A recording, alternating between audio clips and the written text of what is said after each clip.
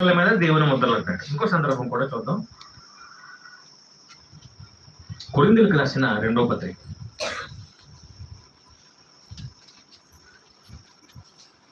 దానికంటే ముందు ప్రకటన గ్రంథంలోనే 9వ అధ్యాయం 4వ వచనం.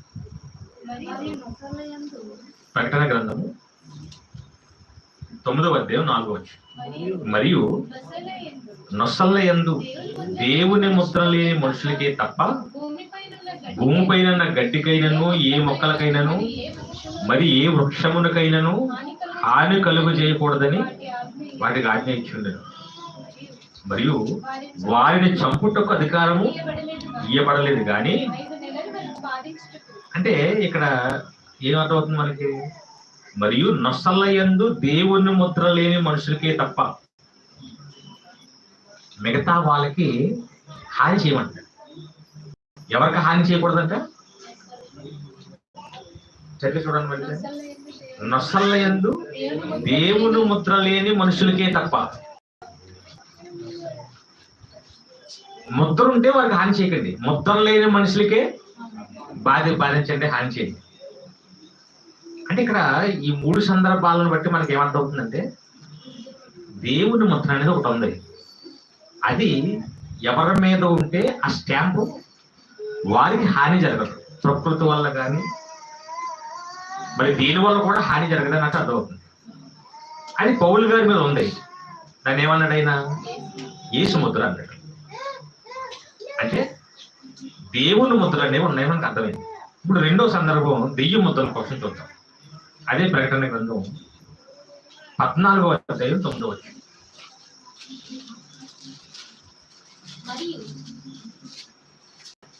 ప్రకటన గ్రంథం 14వ అధ్యాయం 9వ వచనం.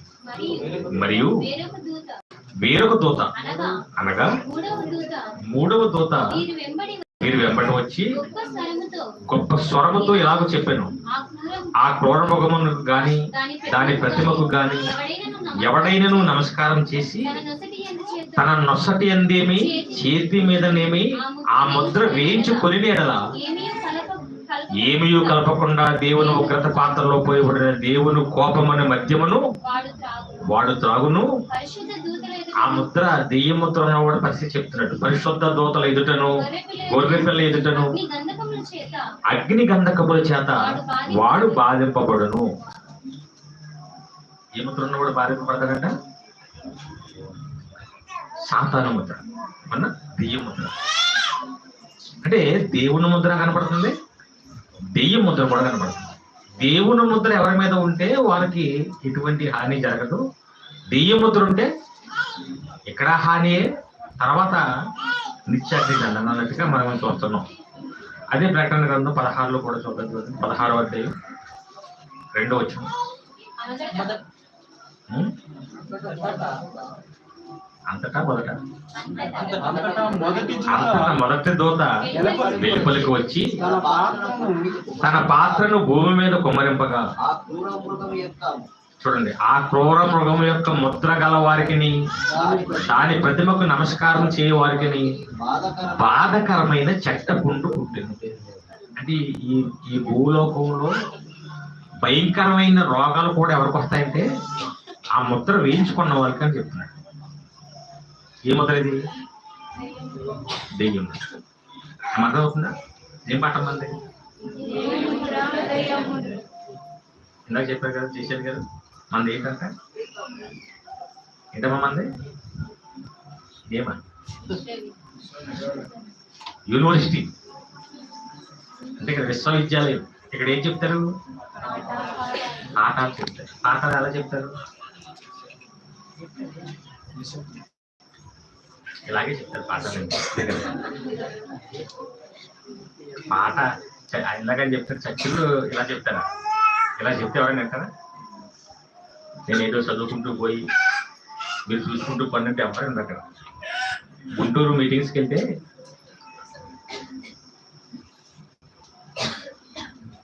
మరణం కోసం ఏదో పాట టైటిల్ పెట్టి చెప్పాను అక్కడ. ప్రసంగం అంతా విన్న తర్వాత మాస్టర్ గారు అలా ఆవిడొచ్చి, బాబు నువ్వు చాలా బాగా చెప్పావు కానీ మధ్యలో పాటన్నా పాడలేదు బాబు. ఏ మధ్యలో? ప్రసంగం మధ్యలో పాట ఎత్తుకోవాలంటే నేను నాకు ఇచ్చే ముందు అందరూ పాడారు కదమ్మా అన్నాను నేను. లేదండి ఇక్కడికి ఎవరో ప్రసంగం చెప్పడం వచ్చిన మధ్యలో పాటలు పాడాలి. ఇంకో చోటకి వెళ్తే అక్కడేమో మధ్యలో కథ అన్నా చెప్పలేదండి మీరు. అక్కడ ఏం చెప్పాలి? కథలు, పాటలు, డ్యాన్సులు, చేతులు ఒకటాలు. సరే ఏదన్నా మర్చిపోతే మధ్యలో హలీలు అనడం. హలీలు ఎందుకు అట్లా అనుకుంటున్నారు? చెప్పింది మర్చిపోయి పాపం. అది గుర్తొచ్చే వరకు మీరు మీరు మీరు అనరా అనరా అనరా అంటాడంటే తను గుర్తించుకున్నాడు లోపల. అగా పాఠం అంటే ఒక నీతి ఉంటుంది, అవునా? ఒక సబ్జెక్ట్ ఉంటుంది, కాన్సెప్ట్ ఉంటుంది. కాబట్టి బైబిల్లో దేవుని ముద్రలు ఉన్నాయి, దెయ్య ముద్రలు ఉన్నాయి. పాఠం అంటే కేవలం నేను చెప్పుకోవటమే కాదు, మిమ్మల్ని కూడా అడుగుతుంటాను. అడిగినప్పుడు ఏం చేయాలి కదా? అలా సమాధానం చెప్తున్నారంటే మీరు కూడా పాఠంలా వింటారన్నట్టు. కాబట్టి నేను పెద్ద ప్రసంగికుడిని, మీరంతా భక్తులు అన్నట్టు కాకుండా నేను పాఠం చెప్తున్నాను, మీరు నేర్చుకుంటారు అన్నట్టుగా. అవునా? మీరు పాటు నేను కూడా నేర్చుకుంటున్నాను. నేను పాట పేరు ఏంటమ్మా? ఇది బాగుంది.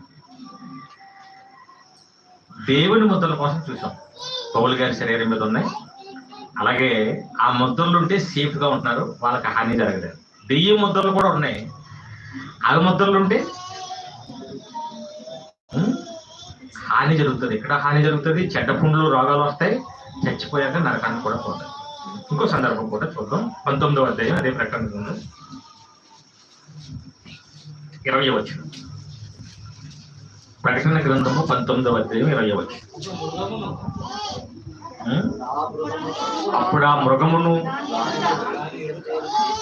దాని ఎదుట సూచక క్రియలు చేసి దాని ముద్రను వేయించుకుని వారిని, ఆ మృగము ప్రతిమకు నమస్కరించిన వారిని మోసపరిచిన అబద్ధ ప్రవక్తయు పట్టబడి వారిద్దరూ గంధకముతో మండి అగ్నిగుండములో. ఆ ముద్ర ఎవరికైతే ఉందో వాళ్ళు అగ్నిగుండంలో వెళ్ళిపోతారు. చూడండి, ఇంకా చాలా ఉన్నాయి. టోటల్ గా ఇక్కడ వరకు మనకు అర్థమైంది ఏంటి? దేవుని ముద్రలు ఉన్నాయి, దేవుని ముద్రలు ఉన్నవారు సేఫ్ జోన్ లో ఉంటారు. దెయ్య ముద్రలు ఉన్నవారు ఎక్కడ చచ్చాక కూడా ప్రమాదంలో వెళ్తారు. ఇంతకీ ఏంటి ముద్రలు? ఇది మనకు అర్థం కావాలి. ఇంతకీ మన మీద ఉన్నాయా లేవా? ఉంటే ఎవరి ముద్రలు ఉన్నాయి? ఏదో ముద్ర ఉంటుంది ఖచ్చితంగా. ఉంటే దేవుని ముద్ర అన్న ఉంటుంది, దెయ్య ముద్ర అన్న ఉంటుంది. మన మీద ఏ ముద్రలు ఉన్నాయి ఎలా తెలుసుకోవాలి? ఎందుకు ఆ ముద్రలు ఎలా ఉంటాయి? చాలా మంది దీనికోసం ఏం చెప్పారంటే,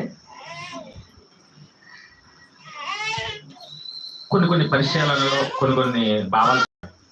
మీరు ఎప్పుడు కూడా ఎవరు చెప్పినా గుడ్డిగా వినకూడదు. అది మన వాళ్ళు చెప్పినా, బయట వాళ్ళు చెప్పినా, కనీసం సుందరరావు గారు చెప్పినా కూడా ఆయనే అంటాడు, ఆయన చెప్పినా కూడా గుడ్డిగా నమ్మకండి. అవునా? పౌలు గారు చెప్పారు, ఏసీ చెప్పాడు, మీరు ఏమి వింటున్నారో జాగ్రత్తగా చూసుకోండి. కాబట్టి ఎవరు చెప్పినా వినాలి, గుడ్డిగా నమ్మకూడదు. అది వాక్యానుసారమా కాదా? చాలా మంది ఏం చెప్పారంటే దీనికోసం, పౌలు గారి ముద్రలు అంటే యేసుక్రీస్తు వారు ఎన్నో శ్రమలు పడ్డారు కదా, శ్రమలు అనుభవించారు కదా, కాబట్టి పౌలు గారు కూడా క్రీస్తులాగే ఏం చేస్తున్నాడు? శ్రమలు అనుభవిస్తున్నాడు. ఆ శ్రమలే యేసు ముద్రలు అన్నాడు. కాబట్టి ఇక మీద నన్ను శ్రమ పెట్టవద్దు అన్నాడు కదా. అంటే ఈ దేవుని ముద్రలు లేదా యేసు ముద్రలు అంటే ఏమని చెప్పారు? శ్రమలని చెప్పారు. మరి దెయ్య ముద్రలు అంటే ఏంటి? అది కూడా తెలియదు కదా. రెండు. ఇంకొక ఆయన ఏం చెప్పారంటే, యేసు ముద్రలు అనగానే పౌలు గారు సువార్త ప్రయాణాల్లో సువార్త చెప్పడానికి వెళ్తున్నప్పుడు చాలా సార్లు ఆయన్ని కొట్టారు, రాళ్ళతో కొట్టారు, చాలా రకాలుగా దాడి చేశారు. ఆ కొట్టినప్పుడు గాయాలు అవుతాయి కదా. ఇప్పుడు నా ముఖం మీద ఎవరైనా కొట్టారు అనుకోండి, ఇక్కడ రక్తం వచ్చింది అనుకోండి, తర్వాత గాయం ఇంకా మచ్చ ఉంటుంది. అదిగో మనోడు బైక్ మీద చనిపోయాడు, ఆ మచ్చ అలా ఉండిపోయిపో, అదో ముద్ర. ఆ ముద్రను చూసినట్టు ఏం గుర్తొస్తుంది? ఆ రోజు పడిపోయాను కదా అని గుర్తొస్తుంది. అవునా? ఇప్పుడు పౌలు గారి శరీరం మీద ఉన్న మచ్చలో, ముద్రలో క్రీస్తు కోసం కొట్టించుకున్నాడు కదా. ఇప్పుడు ఆ ముద్ర కనిపించినట్టు ఎవరి ముద్ర అది? క్రీస్తు కోసం పడిన. కాబట్టి దానికి ఒక ఎగ్జాంపుల్ కూడా చెప్పి, ఆడవాళ్ళు గర్భవతులుగా అయ్యి పిల్లలకి అన్నప్పుడు ఈ పొట్ట భాగంలో, కింద భాగంలో కొన్ని మచ్చలు వస్తాయి. ఎందుకంటే 9 నెలల పాటు మోసినప్పుడు పొట్ట సాగుతుంది చర్మం. ఆ తర్వాత మళ్ళీ గర్భవతి అయ్యి డెలివరీ అయిపోయిన తర్వాత మళ్ళీ వెనక్కి వెళ్ళిపోతుంది కదా చర్మం. చర్మం వెనక్కి వెళ్ళిపోయినా కూడా కొన్ని ఏమంటారండి, చారాలు అంటారు. చారాలు, మచ్చలు ఉంటాయి, గీతల కింద ఉంటాయి నాభి కింద భాగంలో. ఆ మచ్చలు ఎందుకు వచ్చాయి? ఇంతకీ ఆ బిడ్డను కన్నందుకు పడిన మచ్చలే కావునా? అదే నేను కన్నందుకు ఇదిగో నాకు ముద్రలు పడ్డాయి అని చెప్తుంటారు. నీ వల్ల ఈ ముద్రలు వచ్చాయి. అలాగే పౌలు గారు కూడా యేసుక్రీస్తు కోసం చెబుతున్నప్పుడు, సువార్త చెబుతున్నప్పుడు ఆయన కొట్టడం వల్ల వచ్చిన గాయాల వల్ల వచ్చిన ముద్రలు యేసు ముద్రలని కొంతమంది చెప్పారు. ఇవన్నీ పక్కన పెడితే మనం ఆలోచిద్దాం. ఇక్కడ యేసు ముద్రలు ఒకటే కాదు, ఏమున్నాయి మళ్ళా? 1000 ముద్రలు కూడా ఉన్నాయి. ఇప్పుడు ముద్ర అంటే ఏంటి అసలు? ఫస్ట్ ముద్ర బైబిల్లో దీనికోసం ఎక్కడన్నా చెప్పాడా? బైబిల్లో ముద్రల కోసం చెప్పాడా? చెప్పలేదు. నిన్న ఎవరో ప్రశ్న అడిగారు, యేసుక్రీస్తు వారు 7 ముద్రలు తిప్పాడు అని. అవునా? సీదేసేది అంటే ముద్ర అంటే ఏంటంటే, గవర్నమెంట్ సంబంధించిన ఏదైనా ఆఫీసులు కానీ ఏదైనా పూర్తి సమస్యలు ఉందనుకోండి, గవర్నమెంట్ వారు వచ్చి ముద్ర వేస్తారు, సీల్ వేస్తారు. ఆ ముద్ర పడిందంటే ఇంకెవరు ఓపెన్ చేయకూడదండి. అంటే ఆ ముద్ర పడిందంటే ఇది గవర్నమెంట్ ఆధీనంలోకి వెళ్ళిపోయింది అంతేనా? ఇంకా మనకి సంబంధం లేదు, ఇది వాళ్ళే ఓపెన్ చేయద్దండి. అంటే ఆ ముద్ర ఏం చెప్తుందంటే ఇది గవర్నమెంట్ వారి ఆస్తి అంతేనా? అప్పుడప్పుడు పెళ్లిళ్ళు జరుగుతున్నప్పుడు లేదా మీటింగ్ల కోసం సైడ్లు అయ్యి పట్టుకొస్తారు కదా రెంట్కి, టెంట్ హౌస్ దగ్గర నుంచి. అప్పుడు కూడా వాడి ముద్ర ఉంటుంది దాని మీద. ఆ ముద్ర ఉందంటే ఆ కుర్చీ ఎవరిదనమాట? ఆ టెంట్ హౌస్ ఎవరు? ముద్ర అంటే ఇది ఫలానా వాడికి సంబంధించింది అని. అలాగే బంగారం మీద హాల్ మార్క్ ఉంటుంది, ఇంకా ఎలక్ట్రికల్ వస్తువుల మీద అంటే మార్క్స్ అవి ఉన్నాయంటే వాళ్ళే ముద్రించిన ఇది సరైన వస్తువు, ప్రభుత్వం వారు ఇది మీరంతా వాడుకోవచ్చు అని వాళ్ళ టెస్టులు చేసి, ఆహార పదార్థాలు అవ్వచ్చు, బంగారం అవ్వచ్చు, ఎలక్ట్రికల్ వస్తువులు కావచ్చు, ఆ ముద్ర ఉందంటే అది ఒరిజినల్, ప్రభుత్వం వారు గుర్తించారని ఒక మార్క్ అన్నమాట. అంటే ముద్ర అంటే ఇది తమకు సంబంధించిందని. పంచాయతీ నుంచి మీకు ఏదైనా నోటీస్ వచ్చింది అనుకోండి, దాని మీద ఎవరి ముద్ర ఉంటుంది?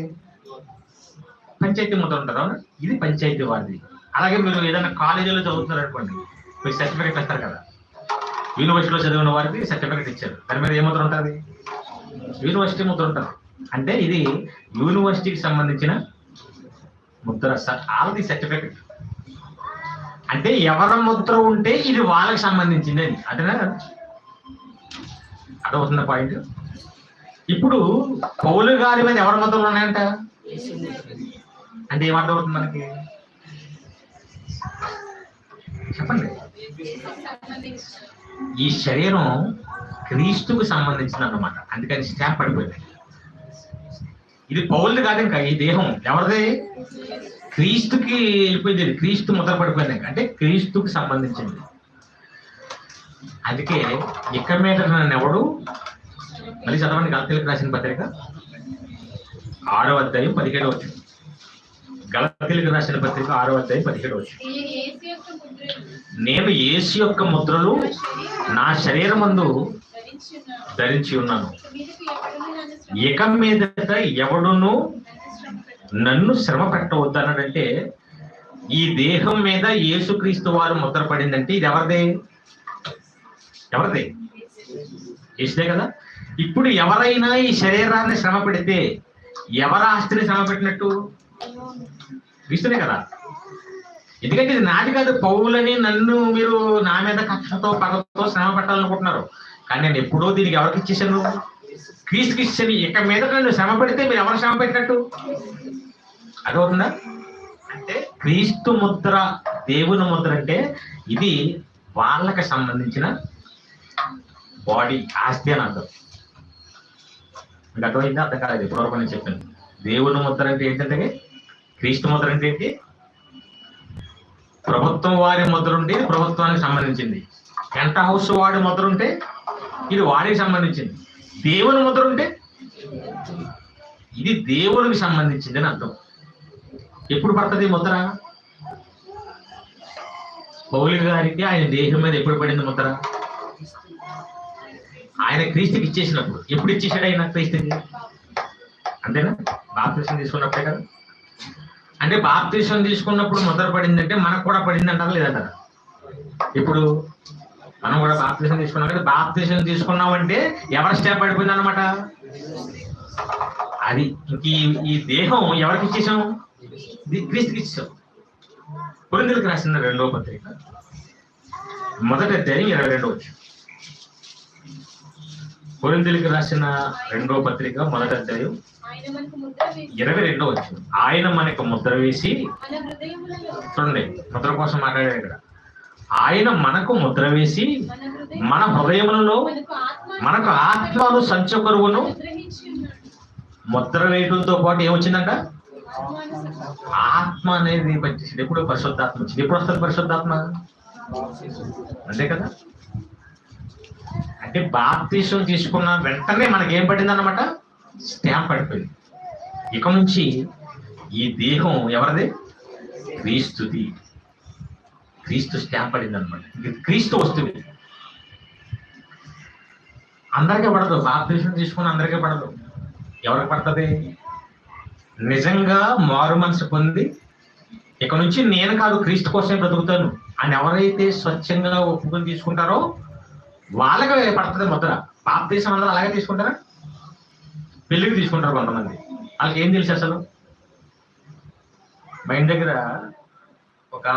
ఒక పెళ్లికి బాప్తిసం ఇస్తూ వాళ్ళకి చచ్చి తెలియదు, వాక్యం తెలియదు, ఏమీ తెలియదు. పెళ్లి కొడుకుని పెళ్లి కూతుర్ని తీసుకొచ్చి, మాస్టర్ గారు మీకు ఈ వారంలో బాప్తిసం ఇస్తాం, ఆదివారం రండి అనగానే చచ్చి వచ్చారు. ఆదివారం వచ్చిన తర్వాత పాపాలు ఒప్పుకోమంటారు. బాప్తిసం తీసుకోమని ఏం ఒప్పుకోవాలంట? పాపాలు ఒప్పుకోవాలి. ఎలా ఒప్పుకోవాలి? మనమే మనసులో ఒప్పుకోవాలి. అందరి ఎదుట ఒప్పుకోమంటాడు మాస్టర్ గారి దగ్గర. పెళ్లి కొడుకు, నా జీవితం అంతా చాలా భయంకరంగా గడిచింది కాబట్టి దేవుడు నన్ను క్షమించమని మీరు అందరూ ప్రార్థన చేయండి. ఈ రోజు నుంచి నేను దేవుడిని కూడా క్షమించమని వేడుకుంటాను అని ఒప్పుకున్నాడు. ఈ అమ్మాయి చూసారా? అమ్మాయి కొంచెం ఓవర్ అయిపోయింది. ఏమైపోయింది? నేను కూడా పెళ్లి కాకముందు, అదే ఇప్పుడు గడిచిన కాలం అంతా ఎన్నో కార్యక్రమాల్లో తప్పుడు పనులు చేశాను, ముఖ్యంగా అని చెప్పి ఏడ్చేసింది. పర్లేదమ్మా చెప్పమ్మా, పర్లేదని మాస్టర్ గారు ధైర్యం చెప్పారు. అదే నేను ఒక అబ్బాయిని ప్రేమించాను, మేము తిరగని చోటు లేదు, కలవని ప్లేస్ లేదు, అన్ని విధాలుగా అన్ని చోట్ల తిరిగాం, కలిసాం, కానీ నన్ను మోసం చేశాడు. అయినా సరే నేను ధైర్యం తెచ్చుకుని మళ్ళీ పెళ్లి కొట్టుకున్నాను, దేవుడు నన్ను క్షమించాలి అని సాక్ష్యం ఆమెను అన్నప్పుడుగా పెళ్లి కొడుకు లేడు.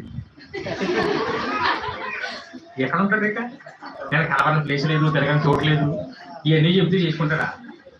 పాస్టర్ గారు వెళ్ళిపోకమ్మా అనగానే పాస్టర్ గారిని తిట్టని ఒడ్డు తిట్టాడు. అమ్మాయిని పాస్టర్ గారే సెట్ చేసారు. ఎంతకే ఆ సంబంధం నోట్లో వెళ్ళి పెడితే కొరకదన్ను ఇక చెప్తారు ముందే.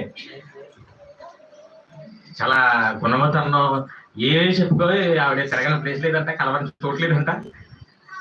అంటే బాప్తిసం తీసుకోవడానికి తీసుకొచ్చి పెళ్లి జరగొట్టాడు. అంతకి ఏం చెప్పించి? అవి ఎవడ చెప్పమన్నాడు అసలు? అయ్యే చెప్పాలి. అక్కడికి వచ్చి ఇక నుంచి నీ కోసం బ్రతుకుతానని మాటిచ్చి ఈ దేహాన్ని దేవునికి అప్పగించే ఒక ప్రాసెస్ అది. అవునా? అందుకే మనల్ని ఏం చేస్తుంటారు? సమాధి చేస్తుంటారు. దాని అర్థం ఏంటంటే నేను చచ్చిపోతున్నాను, ఇక నరేష్ అనే నేను ఈ దేహంలో బ్రతకను. ఎవరు బ్రతుకుతారు ఇందులో? క్రీస్తు. పౌలు అదే అన్నాడు గలతీయులకు రాసిన పత్రిక 2వ అధ్యాయం 20వ వచనం. గలతీయులకు రాసిన పత్రిక 2వ అధ్యాయం 20వ వచనం. నేను క్రీస్తుతో కూడా సిలువ వేయబడి ఉన్నాను. ఇకను ఈ దేహంలో పౌలు అనే శరీరంలో జీవించేవాడు నేను కాదు, క్రీస్తే. అందుకే ముద్ర పడిపోయింది దీని మీద. నేను బతకను, ఇందులో ఎవరు బతుకుతారు? క్రీస్తే. ఎందుకు అలాగే చేశాడు? దానివల్ల ఏంటి ఉపయోగం అంటే అదే చెప్పాడు ఆయన ఫిలిప్పీయులకు రాసిన పత్రిక 1వ అధ్యాయం 21వ వచనం. ఫిలిప్పీయులకు రాసిన పత్రిక 1వ అధ్యాయం 21వ వచనం. నా మట్టుకైతే బ్రతుకుట క్రీస్తే, చావైతే. అంటే ఈ దేహంలో బ్రతికితే ఎవరు బతుకుతారు? క్రీస్తే బ్రతుకుతాడు. చచ్చిపోతే నా దేహాన్ని ఆయనకి ఇచ్చేసినందుకు నాకు లాభం ఇస్తాడు, అదే పరలోకం. ఏమంటే ఇప్పుడు ఇది దేహం దేవుడికి ఇచ్చేసాం అనుకో, దేవుని మొత్తంలో ఉన్నాయనుకో, ప్రకృతి ఏమైనా దీని మీద హాని చేస్తుందా? ఎందుకు? ఇది ఎవరి ఆస్తిది? ఇది క్రీస్తుది, ఇది దేవునిది అని ప్రకృతికి అర్థమైతే దీని మీద ఎటువంటి అటాక్ జరగదు. అవునా కదా? అందుకే క్రైస్తవుడు అయ్యామంటే చాలా ధన్యులు అని అర్థం, అదృష్టవంతులు. ప్రకృతి మనకు హాని చేయదు. ఇప్పుడు ఒక ముద్ర అర్థమైపోయింది. దేవుని ముద్ర అంటే ఏంటో అర్థమైంది. క్రీస్తు ముద్ర అంటే ఏంటి? క్రీస్తు ముద్ర అంటే వాక్యం. క్రీస్తు ముద్ర అంటే ఏంటి? ఇందాక అన్నది ఇది స్కూల్ అని, పాఠమని, అడిగితే చెప్పరు మరి. దేవునికి స్తోత్రం. అదనే చెప్పండి. యేసు ముద్ర అంటే ఏంటంటే అర్థమైందా? మళ్ళీ చెప్పండి. అర్థమైందా? అర్థమైనప్పుడు చెప్పండి.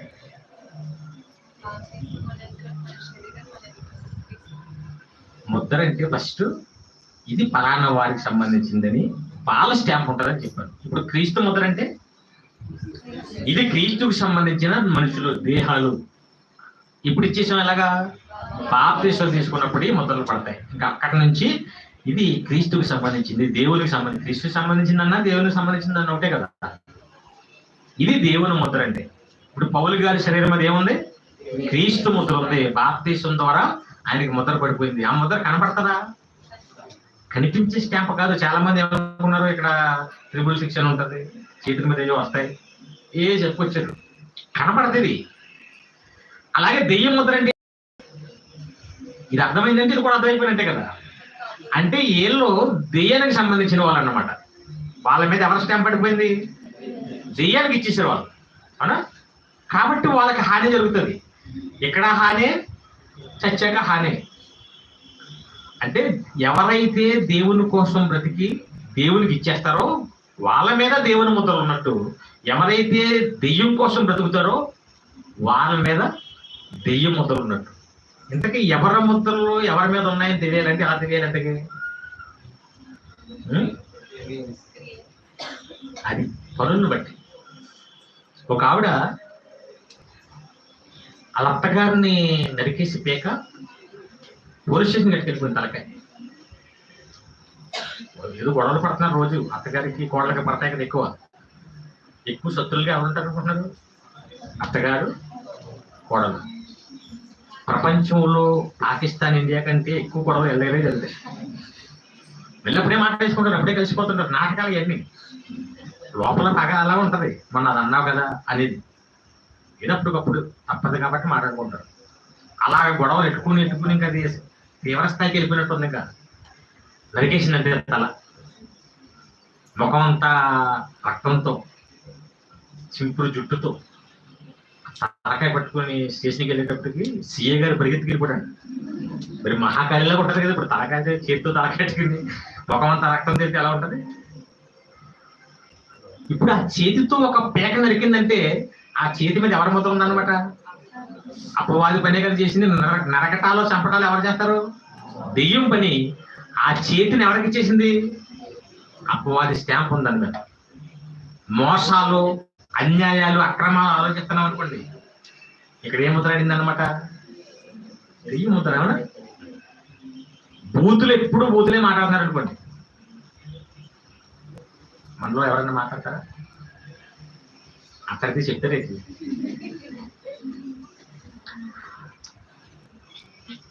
బూతులు మాట్లాడుతుందంటే ఈ నోరు బూతులు అనేది ఎవరికి ఇష్టం? ఎవరికి ఇష్టం చెప్పండి కదా?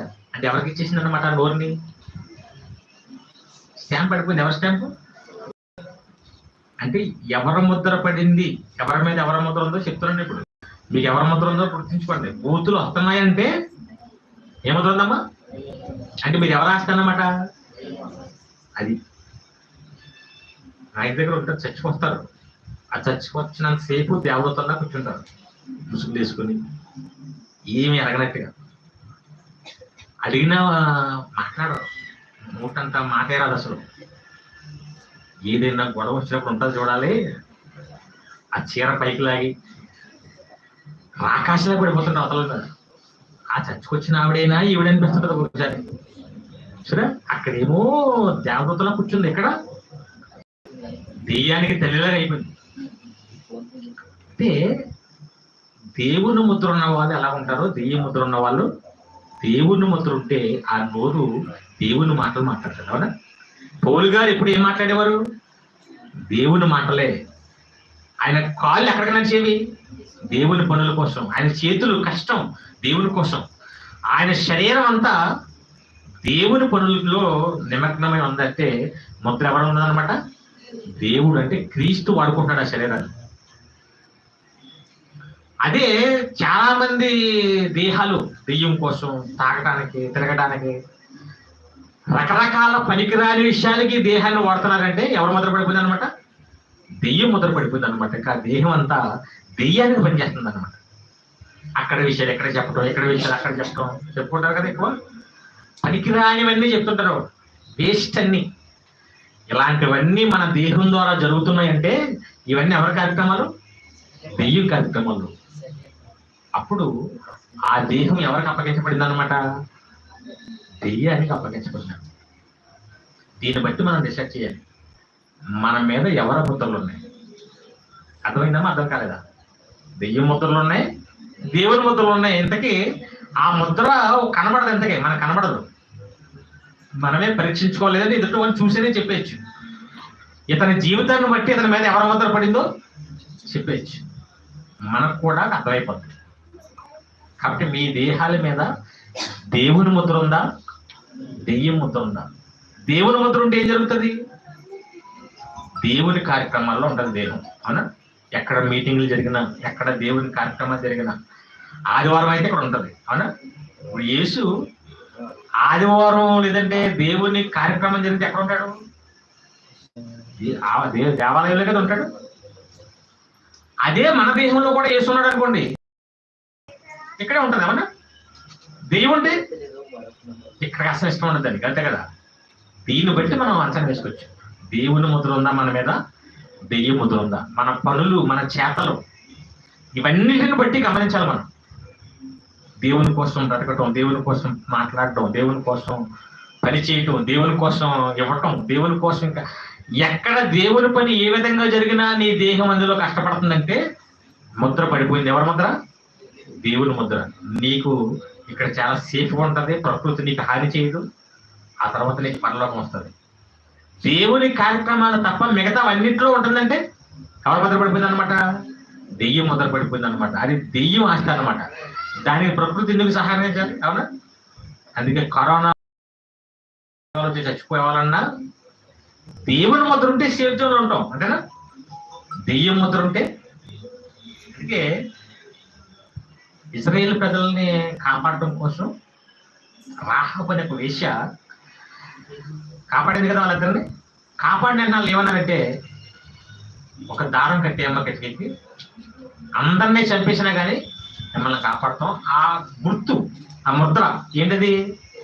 ఎర్రని దారం ఉంటే దాన్ని చూసి నేను వదిలేస్తాం అన్నా. అనుకున్నట్టుగానే వచ్చేసారు, అందరినీ చంపేశారు, కానీ ఎవరిని బతికించారు? ఆ దారం చూసి ఆవిడ వదిలేశారు, ఆవిడ కుటుంబాన్ని. అంటే అదొక ముద్ర. ఈవిడ మనకు సంబంధించిన ఆవిడే అని. అలాగే ప్రపంచ మనుషుల్లో దేవుడు కూడా ఏం చేస్తున్నాడంటే ముద్ర వేస్తున్నాడు. ఎవరికి కనిపించడం కోసం? ప్రకృతి అంతా దేవతలు కదా. ఎవరిని చంపాలి, ఎవరిని ఉంచాలి, ఎవరిని బ్రతికించాలి, ఎవరిని లేపేయాలి, ఇదంతా దేవతలు చేయాలంటే ముద్ర ఉన్న వాళ్ళని చంపకు, ముద్ర ఉన్న వాళ్ళకి హాని చేయకు. అని దేవదూతలకు గుర్తుగా దేవుడు ముద్రలు వేస్తున్నాడు. అదే మనం చదువుకునే ఉండాలి. నొసలు లేదు కానీ చేతులు లేదు కానీ ముద్రలు లేని వాడికి హాని చెయ్యి అన్నాడు. దేవుని ముద్ర లేనివాడు. దెయ్యం ముద్ర ఉంటే వాడిని హాని చెయ్యి. దేవుని ముద్ర ఉంటే మాత్రం వాడిని కాపాడు. కాబట్టి మన మీద ఎవరి ముద్రలు ఉండాలి?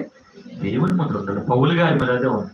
నేను క్రీస్తు ముద్ర నా శరీరం మందు ధరించుకుని ఉన్నాను, ఇక మీద నన్ను ఎవడు అంటే పౌలు గారిని శ్రమ పెడితే ఎవరిని శ్రమ పెట్టినట్టు? అంతే కదా. ఇప్పుడు సీఏ గారి వాహనం అక్కడ ఉందని కొన్ని జీప్ అక్కడ ఉంది. మనం వెళ్ళి టైర్లు అయ్యి లాగేసి అద్దాలు పగలగొట్టేసాం అనుకోండి, అసలే సీఏ గారు అతనే బండి తగలబెట్టామని వదులుతాడా?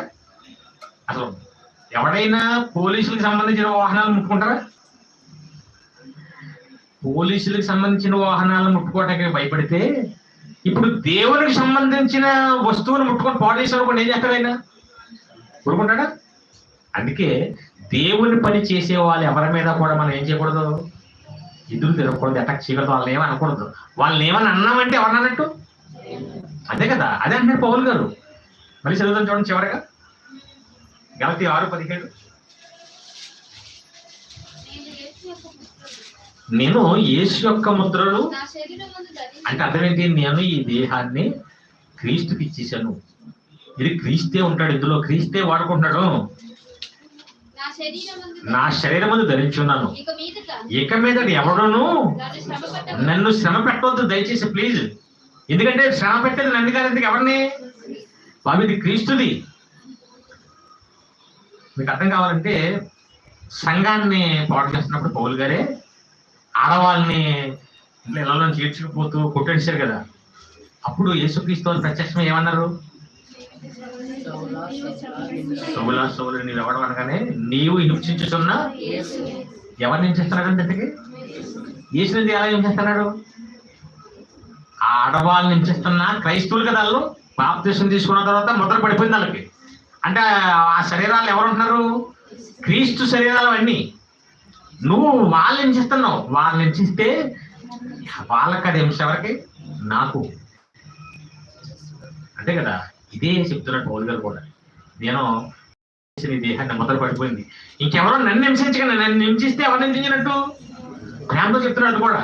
మీరు నన్ను తిడుతున్నారు కదా, నా మీద చెడ్డ కామెంట్లు చేస్తున్నారు కదా, లేదంటే నా కోసం తప్పుగా మాట్లాడుతున్నారు కదా, లేదంటే నన్ను కొట్టాలనుకుంటున్నారు కదా, ఇవన్నీ పౌలు గారి మీద కోపంతో చేద్దాం అనుకుంటున్నారు మీరు. కానీ ఈ దేహాన్ని నేను క్రీస్తుకి ఇచ్చేసాను, ఆయన సొరికిది. కాబట్టి ఇక మీద ఎవడైనా నన్ను శ్రమ పెట్టాలనుకుంటే మీరు క్రీస్తుని శ్రమ పెట్టినట్టు చాలా పెద్ద తప్పు చేస్తున్నారు. కాబట్టి ఇక మీద నన్ను. అందుకే ఏ దేవుని పని చేస్తున్న నిజమైన సేవకుడినైనా విశ్వాసైనా ఎవరైనా యథార్థంగా దేవుని పనిలో ఉంటే వాళ్ళని ఏమనకూడదు. ఏమన్నా ఎవరన్నట్టు మనం దేవుని అన్నట్టు. జకర్యా గ్రంథంలో ఒక మాట ఉంది కదా, చివరిగా కూడా చూద్దాం. 2:8. జకర్యా గ్రంథం 2:8. మలాకి ముందు ఉంటుంది. సైన్యములకు యెహోవా సెలవిచ్చినది ఏమనగా మిమ్మును ముట్టినవాడు. ఏం ముట్టినట్టంట? దేవుని కనుగుడ్డును ముట్టుతాడట. ఎవరు మీరు వచ్చినా చేయబట్టుకున్నా పెద్ద ప్రాబ్లం లేదు, నా బొక్కలు పట్టుకున్నా పెద్ద ప్రాబ్లం లేదు. నరేష్ గారిని ఇలా లాగేసినట్టు ఏం పర్లేదు. బుద్ధిగా నరేష్ గారిని కొల్లి మీద ఎలా అంటారు అనుకోండి, ఈ గుడ్డు ఎలా ఉంటుంది? అసలు భరించగలమా? చిన్న ఈగ లాంటిది, దోమ లాంటిది జస్ట్ వెళ్తేనే భరించగలమా? ఇరిటేషన్ వచ్చేది, కోపం వచ్చేది, చిరాకు వచ్చేస్తుంది, బాధ వచ్చేస్తుంది. కన్ను అంటే అంత సెన్సిటివ్. ఇప్పుడు దేవుని ఏమన్నాడు అక్కడ? అంటే దేవుని పిల్లలుగా నా పనిలో ఉన్న మిమ్మల్ని ముట్టినవాడు దేవుడు కనుగుడ్డు మీద అలా వేలు పెట్టి ముట్టినట్టు అన్నమాట. అప్పుడు ఊరుకుంటాడా దేవుడు? బాధ పెడుతున్నాం అన్నమాట. అందుకే దేవుని పిల్లలు ఎవరిని కూడా మనం ఏం చేయకూడదు? శ్రమ పెట్టకూడదు, బాధ పెట్టకూడదు. ఇష్టానుసారంగా మాట్లాడేసుకుంటుంటారు, అవునా? తప్పుగా మాట్లాడేసుకుంటుంటారు. చాలా తప్పు. ఎందుకంటే పడిపోయింది వాళ్ళ మీద. ఇంకా అది దేవుని నాశనం అన్నమాట. దాన్ని ఎవరైనాను దేవుని ఆలయం పాడు చేసినాడలా వాడు పాడు చేస్తాడు. దేవుని ఆలయం అంటే మన దేహంలే, దేవుడికి ఇచ్చాం మనం. కాబట్టి ఫస్ట్ మీ మీద ఎవరి ముద్ర ఉందో పరీక్షించుకోండి. ఎలా పరీక్షించుకోవాలి? మీ పనులను బట్టి. అవునా? ఒకవేళ దేవుని ముద్ర ఉంటే మీరు అదృష్టవంతులు, దెయ్యం ముద్ర ఉంటే కనుక ఇక్కడి నుంచి అయినా ఆ ముద్ర తొలగించుకుని దేవుని ముద్ర వేసుకునేలా చూసుకోవాలి. అవునా? ఒకవేళ దేవుని ముద్ర ఉన్నట్టుగా మీకు ఎవరైనా కనపడుతుంటే వాళ్ళ విషయంలో చాలా జాగ్రత్తగా ఉండాలి. వాళ్ళని దేవుళ్ళుగానే చూడాలి. అంతేనా? ఎందుకు? అది ఎవరు ఆస్తి? దేవుని ఆస్తి. కాబట్టి వాళ్ళ మీద చెడ్డగా కానీ శ్రమ పెట్టాలని కానీ అలా ప్రవర్తించకూడదు, గౌరవించాలి.